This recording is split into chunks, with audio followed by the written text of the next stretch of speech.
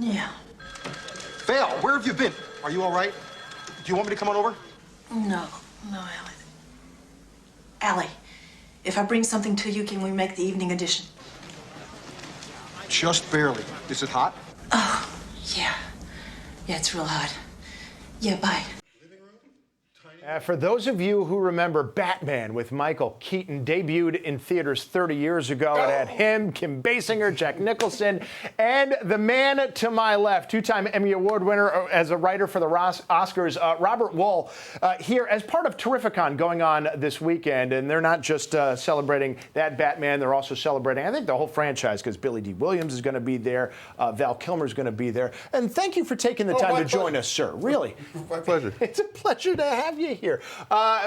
What are those conventions like when you go down? I have to tell you, this is only the second one I've ever done. Mitch Halleck, who runs the Terrificon, calls me and says, "Would you want to be part of this Terrificon, Comic-Con?" I didn't know what, I mean, I knew what it was. Yes. But I had never done any of these before. And he says it's the 30th anniversary of Batman, which at the time when I got booked, I didn't even know that.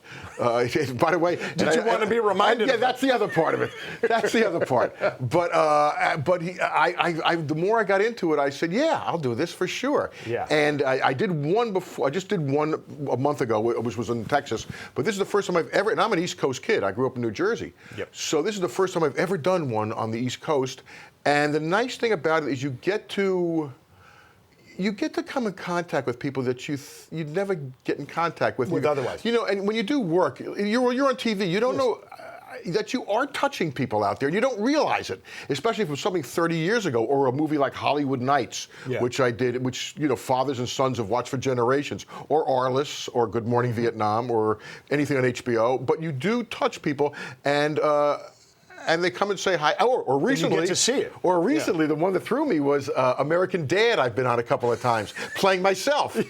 And we have photos from that too that I can sign now as myself, as the character. You cosplay as yourself. All you need is a fedora. There you go. 30 years ago.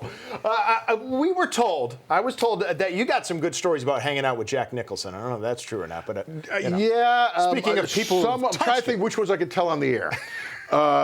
Jack was special. Jack was a very unique guy. He was so smart, smart. A great raconteur, great storyteller. I would drive back with him, and I would hear all the stories. And I mean, Batman was really special. I mean, but you know, and it's Tim Burton. You have to give Tim Burton the great percentage of the success of it, because everybody was thinking the other way. Yeah. And you know what's funny about Batman, the first one there with Jack Nicholson and Michael Keaton, was the backlash. People don't remember the backlash to Michael Keaton being cast as Batman 30 years ago, because he had only been known for Mr. Mom and comedies. And had there been social media back then, I don't know if they would have been able to withstand the pressure of the backlash. And I knew Michael because we started out as comics together. Yeah. And he was a great actor, and I knew it. And I wanted to ask you about that. I knew about your background in comedy. I did not know you got your start writing for Rodney Dangerfield. Rodney, that was my first start. I walked into his dressing room one day right out of college, and I said, "I got some jokes for you." And he'd say, "Okay, kid, let me hear them." and I'd say, "Okay, I'm all right now, but last week I was in rough shape, you know. I went up to a guy, comes up to me, he says, loan me $5 till payday. I say, when's payday? He says, I don't know, you got the job." And he said, those are hard jokes to write. Incredibly so hard. Tight. Well, it's very perceptive on your part, because a one-liner is a perfect beginning, middle, and end with a payoff. They're incredibly hard to write. Yeah. In fact, I saw a recent YouTube of the first Rodney on the Carson show, and it was the first time, and my joke was in it. It was the first one I wrote for him, and it was a joke that, frankly, I couldn't do today. You could not say it today. Political correctness. Remember, he used to do all those, my wife is so fat, you know, I'll tell you, she's fat. You know, she gets on a scale, the car comes out and says, one at a time. You know, I mean, so you could not do a lot of the jokes, but he was funny. Well, was he funny? I know. Comedy has changed, though. And you won 2 Emmys writing for Billy Crystal when he was hosting the Oscars. Yes. There's not even hosts for these shows anymore. Yeah, I'm not so sure that's such a bad thing. I really don't, because it moves the show along. I think what Billy and I did well, which later was not so well by Billy and others that followed him, is they try to make it their show. It's not your show, it's the Academy Awards. And they would stop the show and do these comic bits. They'd go next door to a theater and see what people are watching there, or they'd stop it and give out pizza. It's not your show. It's the Academy Awards. Do your 5-10 minutes up front and then get out of the way. Because you must remember, when you do the Academy Awards, you have all these people in the auditorium who have been there for about 4 hours because you have to get there early and they haven't gone to the bathroom, they haven't eaten. And with each category, 80% of the people in that category have lost and they want to get out of there. So as the show goes on, they're not that much mood for laughing. So they really aren't. They want to get out of there. You don't save the celebrity auction until the end because people don't want to. No, exactly. That's well put.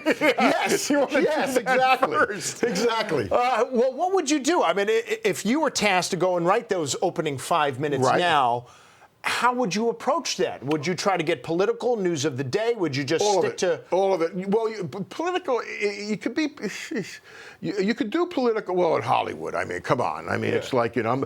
Spoiler alert: Hollywood tends to lean to the left. Spoiler alert.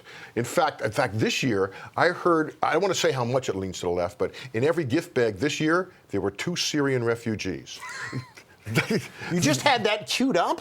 Or is there a Rolodex? I didn't see you going through beforehand? That was a joke. In fact, I gave that joke to Jimmy Kimmel, and he said, he goes, it's a great joke. He goes, I can't use it because I got this other thing going, but Hollywood, you can get away with that, you know. But you would absolutely be topical. But you want to talk about the movies. Billy Crystal and I we started the medley, the song medley in the beginning, because Mark Shaman would join us and Bruce Valanche. We'd love that. Bruce Valanche from Hollywood Squares. Yeah, Bruce is a great comedy writer. We have a longtime friend. And but that was fun.